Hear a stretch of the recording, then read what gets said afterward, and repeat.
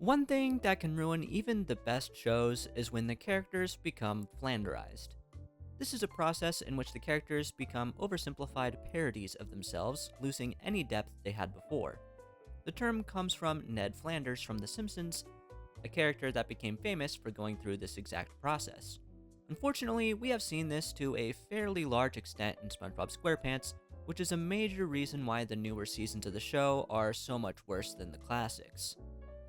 I think there's a good argument to be made that most of the main cast members have become flanderized, with Plankton being an exception. I actually think he's one of the more interesting characters in the later seasons of the show, but that's a topic for another video. In this video, I'm going to be focusing on SpongeBob's best friend, Patrick Star. When we were first introduced to Patrick 26 years ago, dear lord, I'm getting old, it was obvious to us that he was dumb. Like this? No, your other bottom! Don't you have to be stupid somewhere else? Not until 4. But that was not his only characteristic. It was not his only personality trait. We all came to love Patrick in part because he was dumb, but also because he's funny, loyal, supportive, and perhaps most importantly, authentic. Sure, there are plenty of examples of him being dumb in the first 3 seasons of the show. Who could forget when he forgot how to order a Krabby Patty? Or when he thought boating school was Spanish class. Boating school? I thought this was Spanish class. See you, SpongeBob. See you, Big Fat Meanie. And of course, we never forgot this moment. Is mayonnaise an instrument? No, Patrick, mayonnaise is not an instrument. Horseradish is not an instrument either. But part of what makes Patrick such a great character in the early seasons of the show is that we get to see other aspects of him. He's not just dumb, he has a fully fledged out personality. In Big Pink Loser, we see this competitive side of Patrick as he desperately wants to be recognized as being good at something. Although this also stems from jealousy as he discovers how many trophies SpongeBob has. We see this competitive side come out again later in Season 2 with the episode The Fry Cook Games, as he agrees to compete on behalf of Plankton in an effort to get back at SpongeBob. In the episode I'm Was Stupid, we see a darker, meaner side of Patrick, and he is genuinely pretty mean to SpongeBob. SpongeBob was very generous, offering to make himself look dumb to satisfy Patrick's parents, but of course, Patrick takes it too far as he takes advantage of the situation to mistreat his best friend. However, in No Weenies Allowed, we see his loyalty to SpongeBob as he agrees to stage a fight with him where he agrees to let SpongeBob win so he can get into the salty spittoon. But he doesn't just let SpongeBob win, he takes it a step further, beating himself up without SpongeBob even having to touch him. That's an impressive amount of loyalty if you ask me.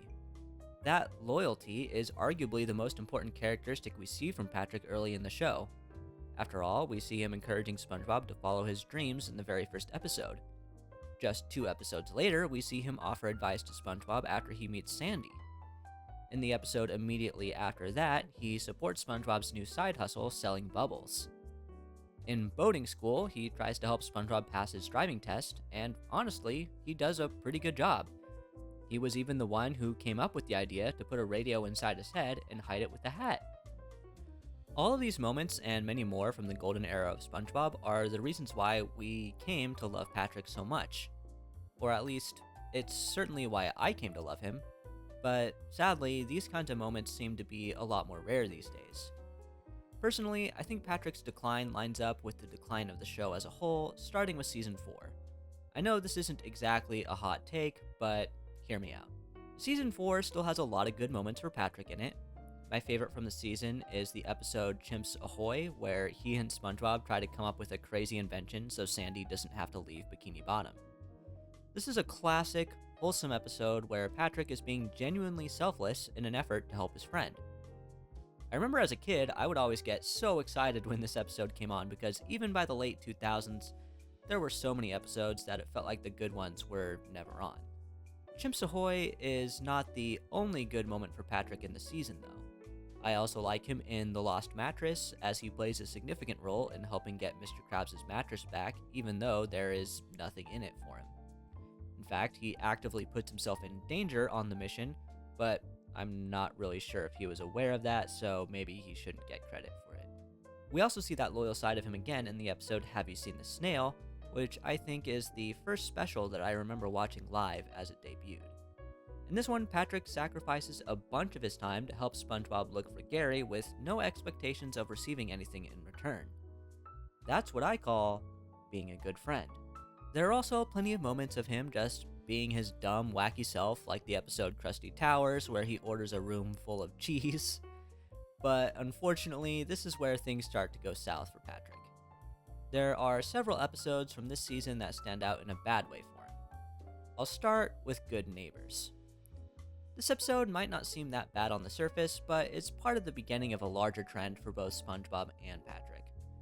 Both of them show a lack of self-awareness in the episode as they continue to bother Squidward despite him being extremely clear that he does not want them around. Granted, neither SpongeBob nor Patrick are known for being particularly self-aware, but this one just lowers the bar that much more. In the past, SpongeBob and Patrick would at least have an idea when they were pushing Squidward too far. Like in the episode Squidville, they realize their mistake after he moves out, and they even bake him a cake as an apology.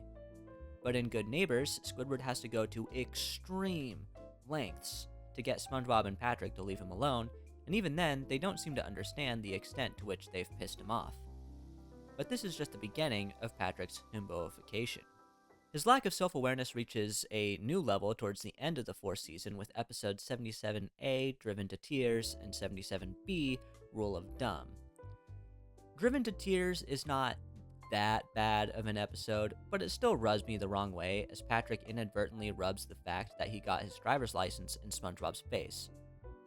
I don't think he was doing this on purpose, especially at the start, but one would think that at the very least, he should know that one of SpongeBob's big insecurities is being unable to get his driver's license. So if he were being a good friend, he would have been a lot more sensitive about that. I kind of just get a little bit of an icky feeling seeing Patrick be so insensitive. Like, you can't claim ignorance forever. At some point, you have to take some accountability for your actions. But that is a concept that Patrick doesn't really seem to understand. All things considered though, Driven to Tears is not that bad of a look for him, especially compared to Rule of Dumb. Rule of Dumb was one of the first episodes I remember being pretty disappointed when it debuted live. I just thought that this episode wasn't really that funny, and I didn't like seeing Patrick abuse his powers as king. I do think there's a good message in the episode, as it could be conceived as the writers trying to show us what not to do if we become successful, but I just feel like there could have been a better or at least funnier way of doing that if that was the goal. I will say though that this episode did give me a line that I quote on a regular basis, which does make it stand out in my memory. When Patrick steals a comic book from a kid and he tells him to cry about it, so the kid's like, "I will cry about it." I quote that line all the time. That brings us to Season 5, where Patrick's decline continues. Honestly, there aren't too many Patrick episodes in this season, but one that immediately comes to mind is Sing a Song of Patrick. This might be one of my hottest SpongeBob takes, but I actually like this episode. It's one of my favorites from the season. I especially love the scene where he starts writing the song and smoke starts coming out of his head. I'd like to think that my sense of humor has gotten a bit more sophisticated since this episode came out, but I think I would just be kidding myself. Regardless of how you feel about the episode though, I think we can all agree that Patrick's song is pretty terrible. To me, the whole thing is just a bit on the nose.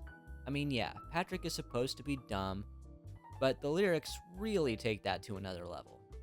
Writing stuff is hard, so I use a pointy pencil. Pointy, pointy, pointy, pointy, pointy, point. Be you, what's that horrible smell? I mean, what the fuck is that? This one's really bad. It made my eyeballs throw up. From here on out, things only get worse for Patrick. One episode that always kinda irked me as a kid was The Card from Season 6. The one where SpongeBob goes through a bunch of trading cards looking for a rare Mermaid Man and Barnacle Boy card. If you've ever collected cards like this, be it baseball cards or Pokemon cards, you can probably relate to SpongeBob in this episode. Those full art ultra rares just hit different, you know? I was really into my Pokemon card phase when this episode came out, and if anything, it kind of reinvigorated my passion for it. but even as a 9-year-old, I knew better than to use a trading card to clean a grill. It's around this point in the show that Patrick's ineptitude starts to become less of a quirk and more of a serious problem. Like, he starts causing physical harm to the people around him by being so dumb. Like in the season 7 episode, Stuck in the Wringer, he actively hurts SpongeBob by gluing him to the wringer with forever glue, which he somehow thinks will make the situation better. Like, I don't know, man. I don't know about you guys, but I remember the first time I saw this episode, I didn't even laugh. I didn't think it was funny. I was just like, really? I always thought this seemed to be out of character for Patrick, even knowing how dumb he is. And unfortunately, this trend continues with the episode Tunnel of Glove, where he tries to save SpongeBob from a malfunctioning amusement ride, but only makes things worse as he wreaks havoc on electrical equipment, thinking that this thing is SpongeBob. Like, we get it, Patrick is dumb, but how dumb do you have to be to think that a metal box is your best friend? I don't mind the fact that Patrick is stupid, but there's gotta be a limit. You can only go so far with this before it becomes boring, which is exactly what has happened not only with Patrick, but with SpongeBob Squarepants as a whole. Now, one could argue that the show hasn't exactly gotten more boring, we've just grown out of it. That might be true to an extent, and it probably is true for most people who grew up watching the show, but for me, I still laugh just as hard rewatching classic episodes as I did when I was a kid.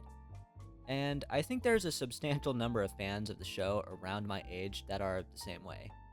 There's an entire generation of SpongeBob fans out there that have slowly watched their favorite characters become parodies of themselves, and honestly, it's kinda hard to watch. Luckily, it does seem like things are starting to trend back in the right direction with some of the newer episodes, but it's still very hit or miss, and there are plenty of other problems with modern SpongeBob, but that's a topic for another video. That being said, that's all for this one. Thank you so much for watching. If you liked it, please do consider giving it a like, that would really help me out. And I'll leave another video on screen now that I think you'll enjoy too. Take care, I'll catch you next time, and as always, never forget to be yourself.